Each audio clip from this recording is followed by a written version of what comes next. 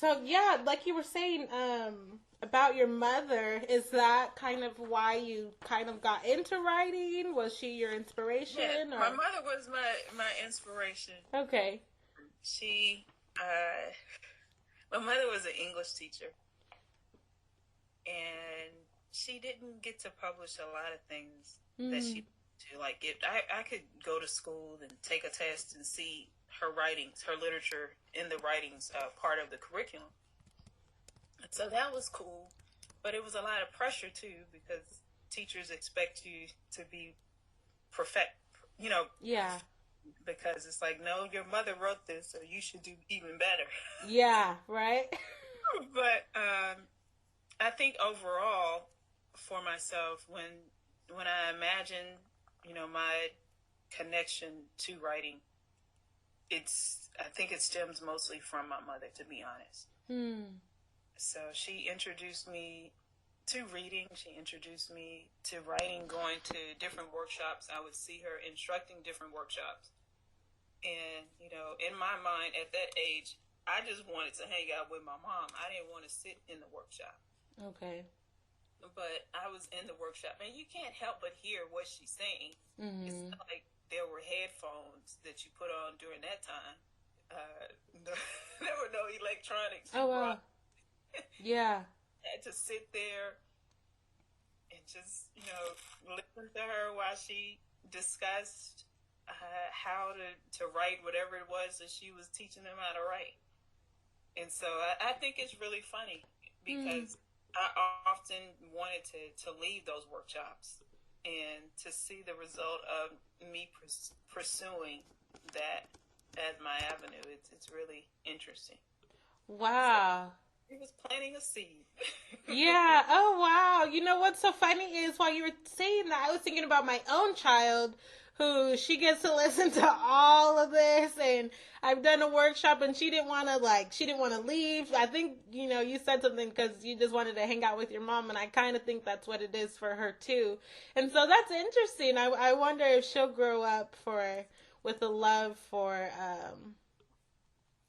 reading and writing just like you did. It's interesting to hear it from a child side, and so I was thinking about that as you were talking, like, wow, I wonder what she thinks about all of this. Because right now, I don't know if you've seen her. She walked by and she had her. Do an interview and ask her. I think. Oh, okay.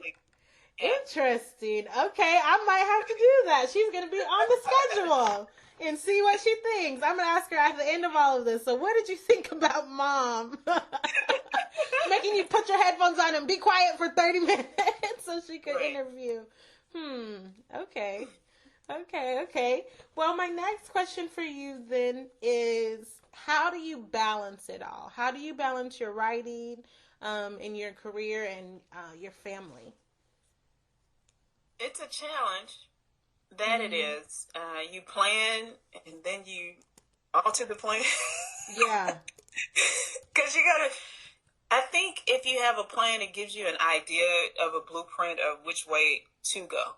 Okay. But you have to be flexible within your mind to understand that things are going to change. And they're going to always change. And especially with having a family and having a career. I think one of the benefits that I have is having a husband. My husband helps me focus because I can be so creative and just get out there. And so he helps bring things back in to tell me, okay, but don't forget X, Y, Z. You're supposed to finish X, Y, Z. And adding in element OP. And I'm like, no, let's get to Z before you bring in another element OP right now for me.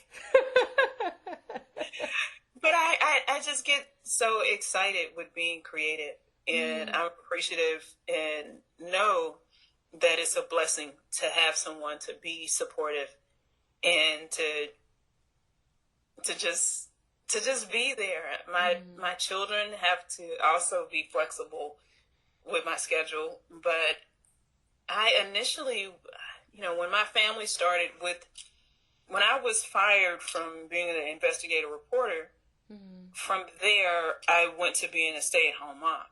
Okay. And so being a stay-at-home mom gave me the opportunity to focus a lot on my children. So my life was only my children for such a long time. And so by the time my daughter, around her junior, senior year, that's when they got to see me being a little bit more active. And so they learned to have to be more flexible with my schedule. And which was very interesting because they were so used to me always just being available and being there for them. So it was always from the world of being an author, it's, getting them to understand that, okay, we're going through a transition. And with this transition, we're going to now be supportive of what your mother is doing. And so my children are aware that mom writes explicit scenes. And they just know if you see a book in the house with JBliss on it, that is not for you to pick up. Okay. Yeah. If it has Jamila on it, you can pick it up. But if it has JBliss on it, you may not. You may not read that. Okay. So they're very aware, but they're very proud. Okay. The interesting thing is, when I go to the schools, my children's schools, that's when I realize how proud they are. As I found out through their teachers that they tell their teachers, my mom is an author. So it's really interesting. And I think, with saying that, I think with, being able to have your family being, supportive, keeping them involved with what's going on, that helps you to get things done. Because if you try to just do everything solo, that's going to be more of a challenge. So, having your family be a part of it as much as they can. Because, with me being in the romance, okay, that's going to be with... So, but when I write certain scenes, like I write a court scene consistently within the Chance series because it has that kind of suspense thriller that goes on in that story. Okay. And so when I get to my court scenes, my son that's 16 years old, I actually let him read those court scenes. Oh. And I ask him, what do you think of this? And, he gives me his feedback. And I love it. Oh. I love that he gives me back his feedback. And my daughter, with her, she's in college. It's her second year in college. She doesn't want to read mommy's romance stories. That's what she told me. Okay. Because she is over 18 now, she knows she's allowed to. Okay. But I think the idea that it came from her mother, he's like, no, I don't even want to think of my mom's imagination like that. Yeah, oh God. No thanks, yeah. Right. Yeah, I get it. But she knows if she asks me a question about anything that has to do with intimacy, I will be very honest with her. I will not sugarcoat what I'm saying. So I guess because she knows that, she probably is like, yeah, if she does this in real life, I don't even want to imagine what she does in that book. Okay, yeah. I get what you're saying. Oh, wow. That's cool. So then basically... The support of your family is very instrumental. Because even if I wasn't an author, if I was pursuing a career in another avenue, I would still advocate you to need the support of your family. Keep them involved. Yeah, I think that's absolutely important. And that's one of the things that, I keep hearing from other authors is they say, I don't have the support, but yet they still are trying to do it. And so if you don't have the support, I tell people to find it, but how can you if it's just not there's there? Retreats that you insert yourself in. Okay.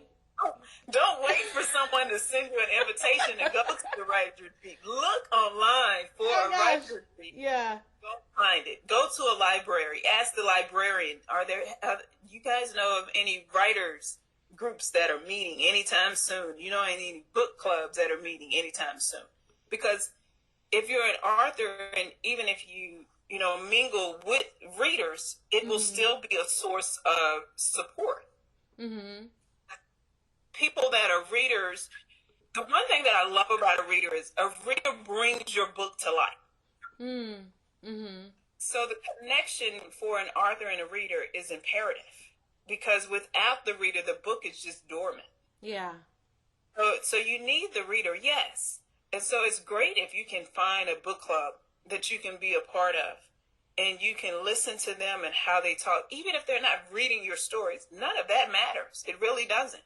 The idea is connecting with a group of people that are readers, that are like-minded about reading, and you can listen to them talk about other stories. And when they talk about other stories, say that they're telling you something that happened in a story that they dislike. They thought it was distasteful. As the author, you can pay attention to what they're saying and remember when you go back to your corner of writing to not do that when you write. Okay, yeah. Okay, I see what you're saying. So I mean, finding readers, a group of readers, finding a group of writers, even if the group only consists of you and one other author, claim it and let that be your group support system, and just be accountable as much as possible, and vent and share and go through the growing pains, because you're going to have growing pains. I do say, go out and find some writers retreat or writers club or book club, somewhere where you can connect so that you can get support. Okay. Yes, ma'am. Okay. Yeah, definitely. If you're listening to this and like you're one of those people who's like, I don't have anybody, I don't have any support.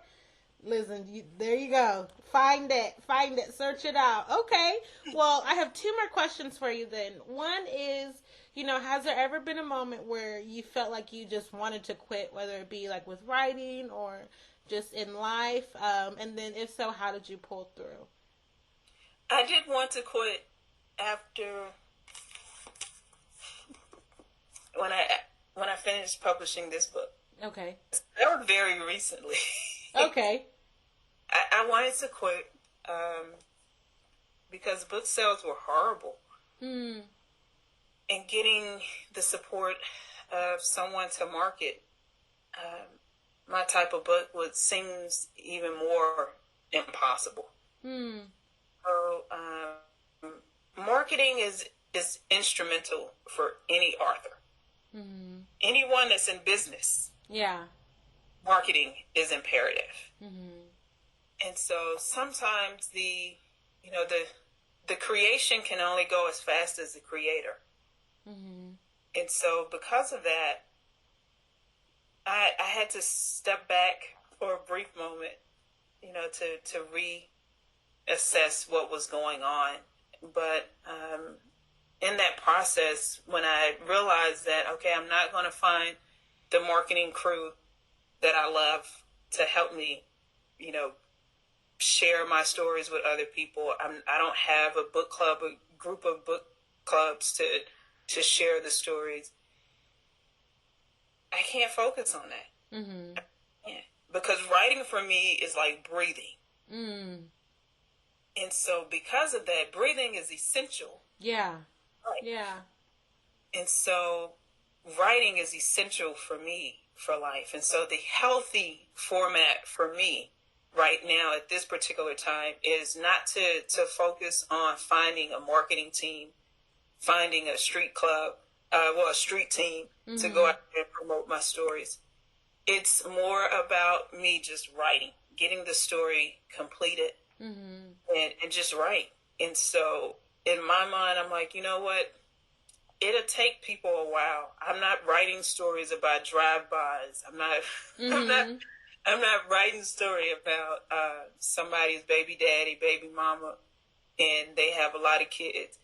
I mean, I get that it's popular, it's entertaining, and, I don't have anything against people that's doing it, but there's so many people that's doing it. So I don't want to add to what so many people are doing. Yeah. Or to show a positive female, a positive male, and show the escapades of falling apart in another manner. And so, yeah, when I felt like quitting, I mean, it was very uncomfortable. But I also thought, if I quit, that means I can't write. But if I'm not writing, that means I'm really not living. I'm really not breathing. So I can't exist like that. You know, I promote for people to do what makes them happy. And I just fell back on what my mother advocated to me, which is to never stop writing. And so, you know, never stop writing, never stop believing, never stop creating. And so because of that, I'm like, nope, I'm going to continue to never stop writing. Yeah. And if it means I just publish a book and nobody knows about it, but the few people that continue to support me, at least I know I'm breathing. Yeah. Yeah. Someone's calling. Hang on, Gia. Who's calling, babe? You could say hi. Nobody's calling. Look. You must have took too long to come up here. Okay, I'm almost done. I'll be right with you, okay? Can I have a yogurt? Absolutely. Okay, thank you. That's my 5-year-old. Yeah, I don't have moments like that when you read the story from the Holiday Romance. Oh, okay, where they come in and interrupt. When they just come in, you're like, wait, what? So there's like a moment where the guy and the girl are with each other. And so it's going to meet the guys. Nia is going to Rashad's house, and he doesn't even know that she's coming because Rashad lives in Spain, in Colorado. Okay. We flew from Spain because he was like, you know what, since you just want to hang out, I'm leaving. Because this is how I do emails when I'm just hanging out. Yeah. He leaves Spain and goes back home to Colorado. And so when he gets to Colorado, Nia shows up. And when Nia shows up, his family is there. And so the little kids just pop up and ask the darndest thing. And she's like, oh, wow. Okay. Yeah. So Okay. as a reader, you just laugh because in your mind, you could just vividly see, like, you know, I can see a kid really doing this right here. Absolutely, and they do. She does every time. Almost in every one, she makes her debut, but I like try and edit it out. Like, no, she didn't come and ask me all this. I think it's the cutest thing. Yeah. I do. Well, I might leave it in this one because, yeah, that was pretty funny.